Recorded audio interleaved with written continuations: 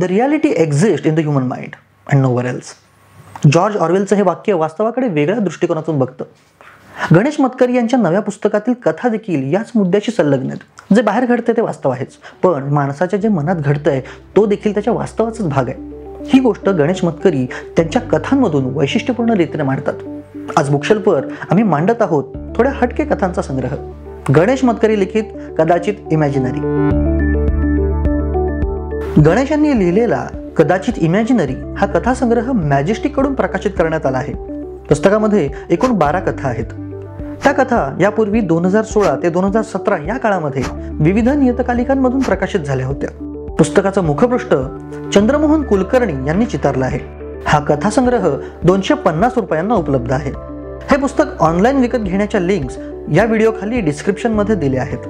पुस्तक थेट मॅजेस्टिकच्या वेबसाईटवरून विकत घेतलं तर 25% सूट मिळते. गणेश मतकरी हे चित्रपट समीक्षक, अभ्यासक म्हणून सर्वांना परिचित आहेत. काही वर्षांपूर्वी त्यांनी अनुभव मासिकातून कथालेखनाला सुरुवात केली आणि अल्पावधीतच मराठी साहित्याला एक दमदार कथालेखक लाभला.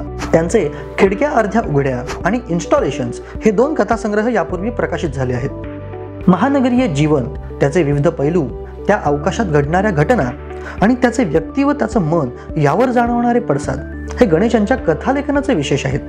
मात्र गणेश यांच्या नव्या पुस्तकामध्ये त्यांचं लेखन कंटेंट आणि स्ट्रक्चर अशा दोन्ही पातळ्यांवर अधिक विस्तारलेलं जाणवतं. गणेश कदाचित इमॅजिनरी या पुस्तकामध्ये माणसाच्या मनोव्यापारांचा, त्या पटलावरील गुंतागुंतीचा सखोल वेध घेण्याचा प्रयत्न करतात.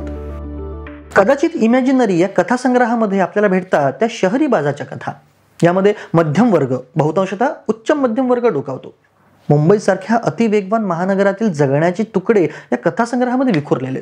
तुम्ही जेव्हा या कथा वाचता तेव्हा तुम्हाला लेखकाची बहुश्रुतता, त्याची उत्तम निरीक्षण शक्ती आणि त्याची कथा सांगण्याची हातोटी याचं कौतुक वाटतं. हे यासाठी कारण एकतर तुम्हाला या कथासंग्रहामध्ये निवृत्त अधिकाऱ्यापासून शाळकरी मुलापर्यंत असे वेगवेगळ्या वयोगटातली पात्र भेटतात. आता हे सगळे पात्र त्यांचे व्यवसाय वेगळे आहेत, त्यांचे सभोवताल वेगळे आहेत आणि त्या अनुषंगानं त्यांची जी भाषा आहे ती बदलत जाते. त्यांच्या भाषेमध्ये येणारे जे त्यांच्या लकबी आहेत बोलण्याच्या, जी ढब आहे ती बदलते. त्यांच्या बोलण्यात चित्रपट, पुस्तकं किंवा एखादी वस्तू, त्याचा इतिहास किंवा त्याची माहिती, त्याबद्दलची त्यांची भावना, विचार, हे जे सगळं आहे ना हे सतत बदलत राहतं.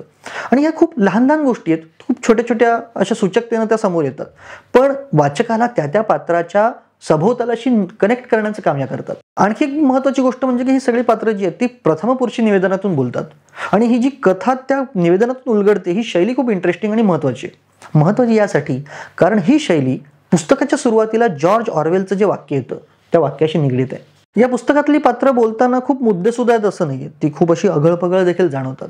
आता हे का असावं?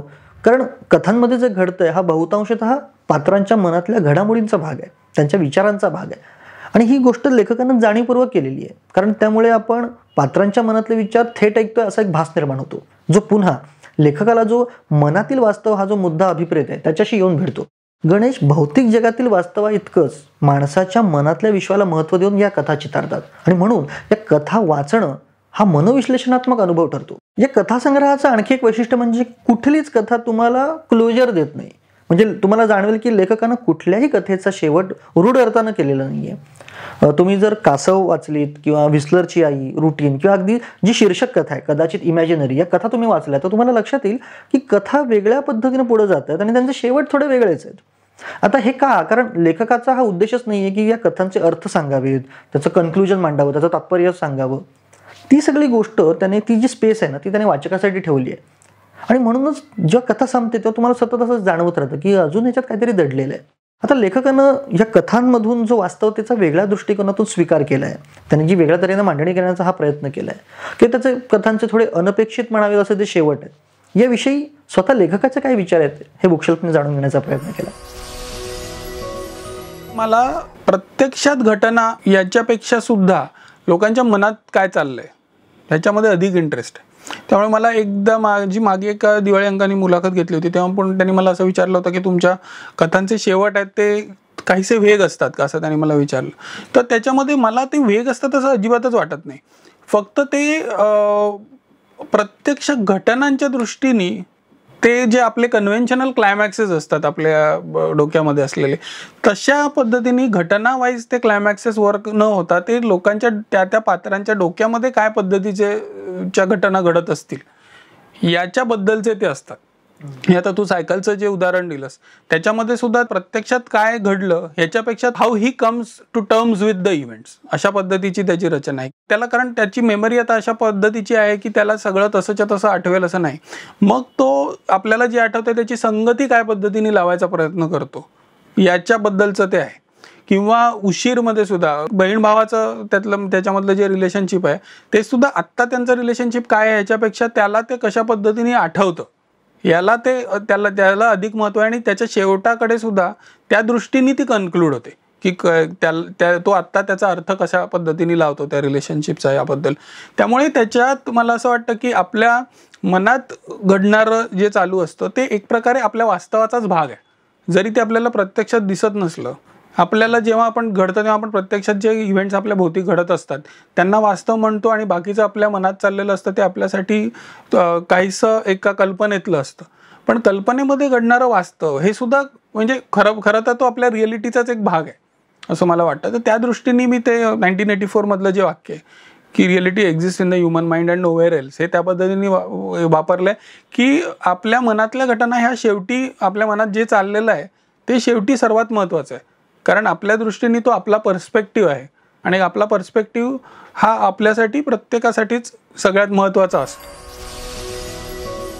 आता गणेश यांनी तुम्हाला मनातील वास्तव हा जो मुद्दा आत्ता सांगितला तो मुद्दा पुस्तकातल्या पहिल्याच सायकल या कथेमध्ये खूप ठळकपणे येतो आणि तुम्हाला लगेच कळतं की लेखकाच्या लिखाणाचा रोख कुठे आहे. पुढील सगळ्या कथांमधून हा मुद्दा वेगवेगळ्या रूपानं तुमच्यासमोर सादर होत जातो. पुस्तकामध्ये सायकल, रुटीन, रिंग किंवा चूक अशा ज्या काही कथा आहेत त्या अडनिड्या वयातल्या मुलांच्या जगण्यामध्ये डोकावतात. आता ती मुलं लहान शाळकरी आहेत म्हणून त्या कथा फुलपाखरी वळणानं पुढे जातात असं नाही आहे. त्या अनघड मुलांच्या आयुष्यात शांतपणे बरीच उलथापालथ चालू आहे. त्यांची एक मानसिक कोंडी देखील आहे. म्हणजे काही ठिकाणी आईवडिलांचे असलेले विसंवाद आहेत, आईवडिलांचे आपापसात असलेले विसंवाद आहेत, त्यांनाच न झेपणारे ताण आहेत किंवा या लहान मुलांचे शाळेबाहेरचे असे स्वतःचे प्रश्न आहेत. आणि ही सगळी परिस्थिती आणि ती माणसं मांडताना कुठंच आई वडील दोषी आहेत आणि ती मुलं विक्टीम आहेत असं सरळसोट विभागणी नाही आहे त्याच्यामध्ये. मुळात गणेश यांच्या लेखनामध्ये कुठेच चूक बरोबर, भलं बुरं, चांगलं वाईट असं काळं पांढरं असं तुम्हाला जे ढोबळ वर्गीकरण दिसतं ते नाही आहे. कारण आयुष्य हे ना काळं आहे ना पांढरं आहे, ते त्या मधल्या ग्रे शेडमधलं आहे. आणि गणेश यांच्या त्या कथा त्या ग्रे शेडमध्ये वावरतात. आणि म्हणूनच या लेखनामध्ये तुम्हाला वास्तवाचा स्वीकार आणि व्यवहारशीलता या दोन गोष्टी ठळकपणे दिसतात. गणेशांची सर्वंकष मांडणी खूपच कंटेम्पररी आहे. एकतर त्यांच्या कथा अशा पारंपरिक वळणाच्या धाटणीच्या वगैरे नाही आहेत. त्यांच्या कथांमधून ती पारंपरिक मूल्यव्यवस्था किंवा स्त्री पुरुषांच्या त्या प्रतिमा ज्या आहेत त्या नाही आहेत. त्या उलट सद्य परिस्थितीतले जे प्रश्न आहेत, जी ओढाताण आहे, मानसिक गुंतागुंत आहे, नातेसंबंधांवर जो एक ताणतणाव जाणवतो तो आहे, हे सगळं ते त्यांच्या कथांमधून मांडत राहतात. क्वचित प्रसंगी बदलत्या जगाचा आणि तंत्रज्ञानाचा माणसाच्या आयुष्यावर जो एक लहान मोठा परिणाम होतो तो त्यांच्या कथांमध्ये दिसतो. आणि या सगळ्याच्या जोडीला आजचा जो माणूस आहे, आजची जी व्यक्ती आहे ती त्याच्या गुणदुर्गुणांसह तुमच्यासमोर साकार होते. त्यामुळे हे कथांमधून जे सगळं विश्व तुमच्यासमोर उभं राहतं ते सगळं तुमचं आमचं होऊन जातं. तुम्हाला पटकन त्याच्यासोबत कनेक्ट होता येतं. हे सगळं जे घडतंय, हा घटनाक्रम आहे, ही पात्र आहेत, ह्या साऱ्यांच्या पार्श्वभूमीला महानगराची एक मोठी छाया पसरलेली आहे जी सूचकतेनं कथांमधून उमटते. काही कथांमध्ये तुम्हाला गूढतेची झाक देखील दिसते. अर्थात त्या गूढकथा नाही आहेत, पण मानवी जगण्यातलं जे गूढ आहे ते तिथे अपरिहार्यपणे उमटतं. कदाचित इमॅजिनरी या पुस्तकामध्ये बहुतांशता घडतो तो पात्रांच्या मनातला विचारांचा खेळ आणि त्यातला गुंता. गणेश त्यातला मनोव्यापार आपल्याला बारकाईने उलगडून दाखवतात. आणि म्हणूनच आपण जेव्हा हे पुस्तक संपून हातावेगळं करतो तेव्हा त्या पुस्तकाच्या सुरुवातीला आपण जॉर्ज ऑरवेलचं जे वाक्य वाचलं होतं ते आपल्या मनात घोळत राहतं.